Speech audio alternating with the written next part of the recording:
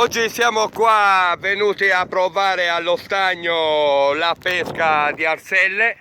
Stiamo pescando, abbiamo girato tutti i posti e l'arsella è proprio morta. Stiamo scavando sotto, c'è molta arsella ma è tutto guscio. Adesso facciamo in diretta il video per fare vedere la realtà dello stagno, come è morto, brutto, all'acqua marrone. È tutta la mattina che stiamo girando in tutti i posti, è tutto uguale, l'arsella qua è proprio morta. Puoi scavare a un metro e mezzo, dove vuoi, l'arsella è tutta morta, non c'è più niente dentro, è vuota proprio. E adesso le facciamo vedere la prova.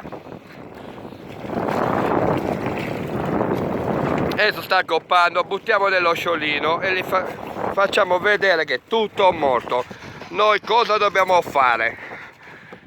Hanno dato l'ok, l'ASL per pescare, ma cosa peschiamo? Guscio? Non c'è più niente, è tutto morto. In diretta dallo stagno, qua siamo all'isola Longa, stiamo facendo vedere, come si vede dal video, tutte le arselle sono morte. Tutte le arselle sono morte. Adesso facciamo il video da vicino, stiamo inquadrando